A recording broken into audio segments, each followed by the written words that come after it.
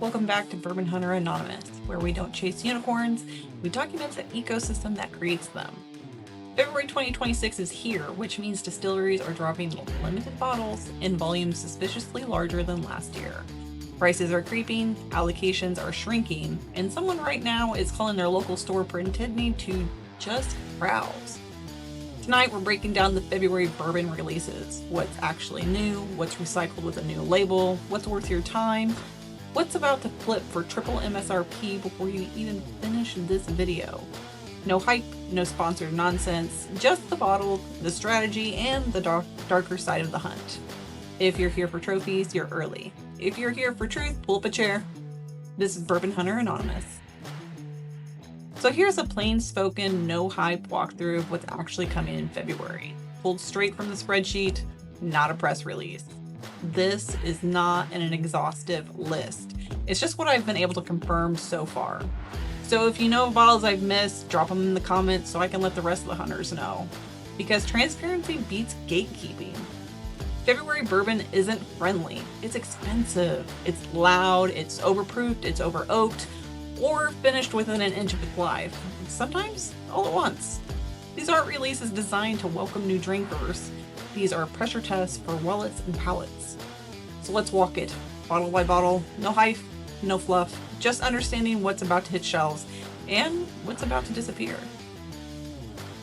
First up, Blood Oath Pact number 12, finished in 2 casks that I absolutely cannot pronounce, but I'll put here on the screen for you, because why not? Blood Oath has fully embraced its role as bourbon theater. This one leans wine forward, dark cherry, cocoa, tannin, and spice. It's smooth, polished, and expensive. Is it interesting? Yes. Is it bourbon first? Debatable. This is for people who enjoy finishes and don't mind paying for the experience. I couldn't find much on this one as it hasn't been released yet, but the MSRP for Pact 11 was around $250 and Pact 10 was around $130. So expect pricing to be around there. I also found conflicting information. One website said February release and another one said April-May 2026 for release. So just be on the lookout for it. The Blue Note Special Reserve is not subtle, not plentiful, and definitely not pretending to be approachable. With an MSRP of $225 in 2025, this limited run release from Blue Note Bourbon lands around February to March 2026, and it will come out swinging at 116.3 proof, blending bourbons aged 4 to 19 years.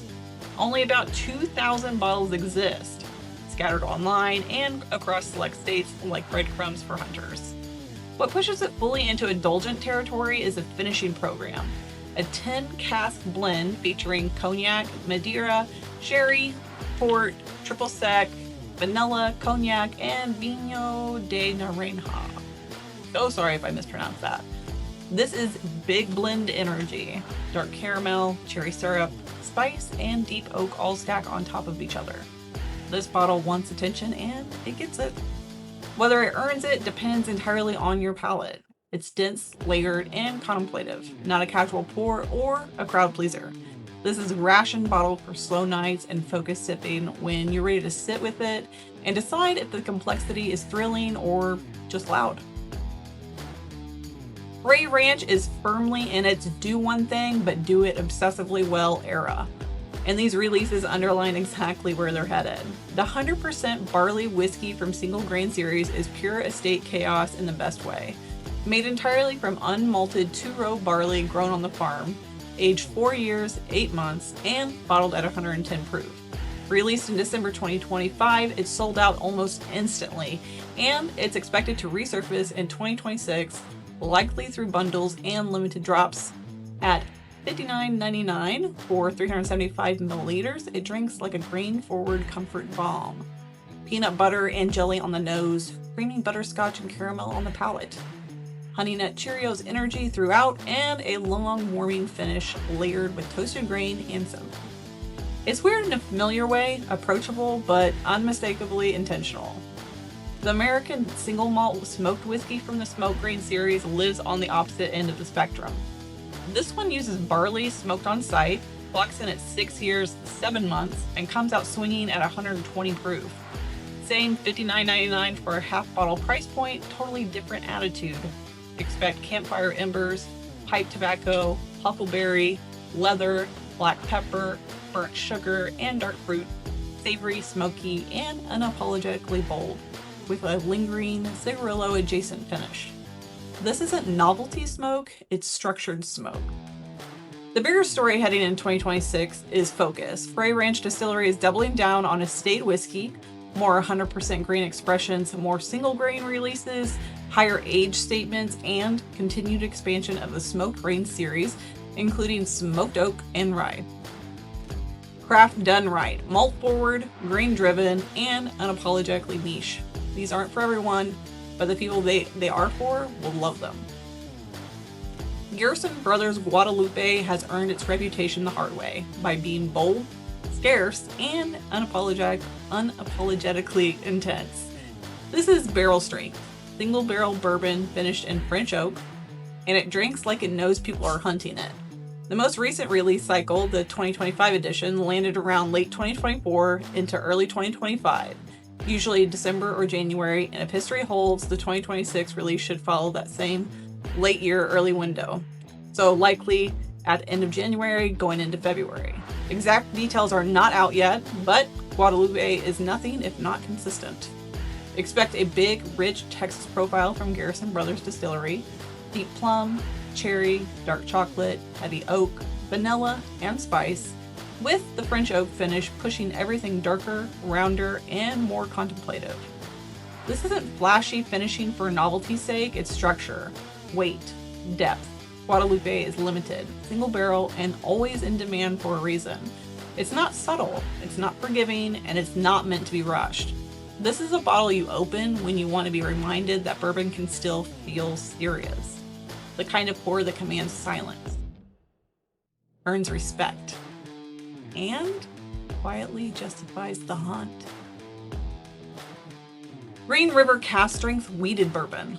This feels like the rare kind of release that starts limited and slowly earns permanence.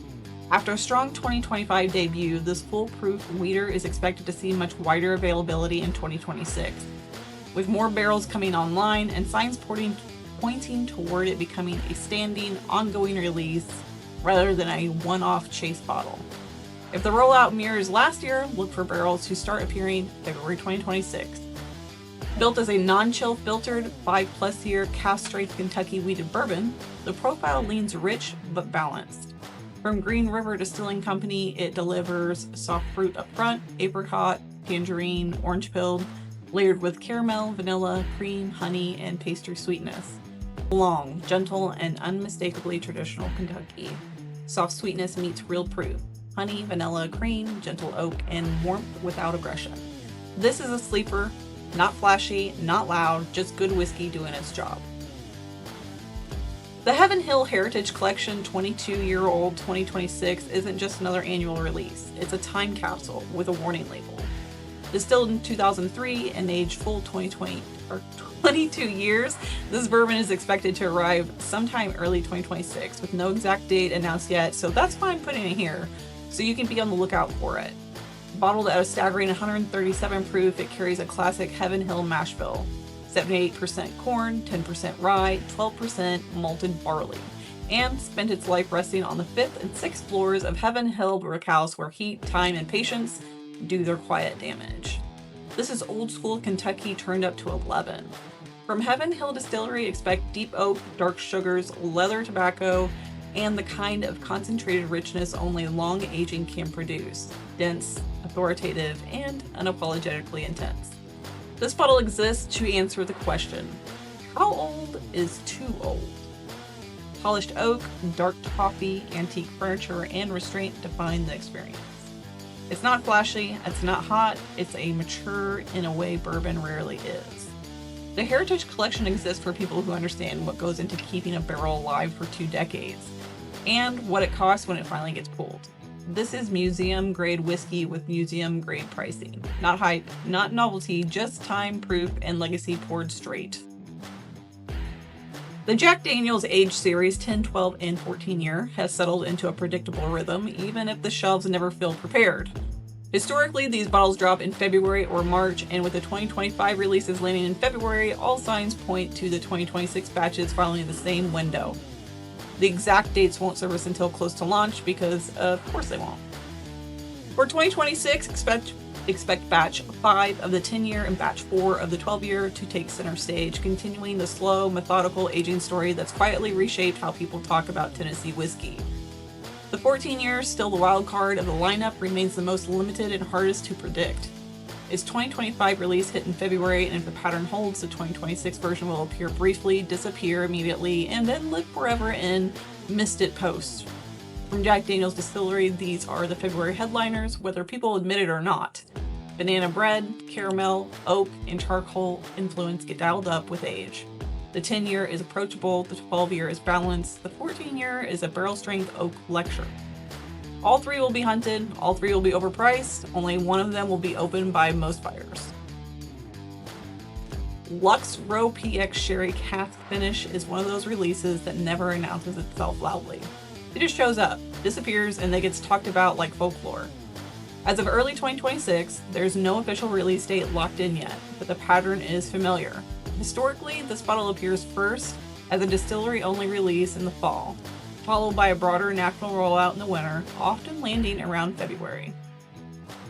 From Lux Row Distillers, this is a small batch, 4-year old rye bourbon finished in PX. Pedro, again, another word I'm not even trying to pronounce. Sherry casks. Usually bottled around 112 proof, the profile leans hard into the finish, raisin, fig, dark sugar, and nutty wine notes, layered over rye spice and oak. The finish is prominent, maybe too prominent for a purist, but if you like finished bourbon, this scratches the itch. If you don't, this won't change your mind. Penelope is leaning fully into finished bourbon confidence and not apologizing for it. Part of the Cooper series, this limited edition release is expected to start shipping early February 2026, arriving primarily as a bundle rather than a standalone shelf bottle. It's a 4-grain straight bourbon, corn, rye, wheat, malted barley. Bottled at a gentle 93 proof, designed to showcase finish-driven flavor rather than raw power. The finishing program is the headline, 12-month in Caribbean rum barrels, followed by 1-month in maple syrup barrels. From Penelope Bourbon, the result is exactly what you'd expect and maybe a little more dialed in than last time. Molasses, banana bread, and maple on the nose lead into caramel corn, candied pecans, and charred oak on the palate, with a lingering finish of vanilla, brown sugar, syrup, spice, and a touch of tobacco. Sweet, tropical, dessert-leaning, but intentionally balanced by that short maple finish rather than drowned by it. The 2026 Havana release comes bundled alongside a Penelope 4-grain, rosé cask finish, and a wheated bourbon, making this less of a hunt bottle and more of a commitment package. Havana continues to stand out with the Cooper series because it knows exactly what it is. Approachable, finish forward, and built to be enjoyed, not debated endlessly. This isn't a purist pour, it's not trying to be. It's a polished, modern, cask-finished bourbon for people who like sweetness, texture, and a little vacation energy in their glass. And in that lane, it works. So final thought for my hunters. February isn't about joy, it's about decisions. Some of these bottles will be incredible. Some will be expensive lessons. Most will be hard to find. Drink what you like. Just don't let February convince you that scarcity equals quality. And that's February. Not a victory lap, not a celebration, just the reality of the shelf in 2026. Some of these bottles will be incredible, some will be fine, some will be expensive lessons wrapped in heavy glass and marketing copy. Remember, this wasn't an exhaustive list, just what could be confirmed without calling in favors or sacrificing my dignity. If you know releases I missed, drop them in the comments and I will gladly share that with the rest of our hunters. Sunlight is still the best disinfectant in this hobby. If this helped you understand the release landscape, even if it talked you out of a purchase, hit like, subscribe, and stick around. March is already shaping up to be louder, pricier, and somehow even more limited. Until next time, hunt smart, don't chase everything, and never trust a bottle that needs a paragraph to explain why it costs $200.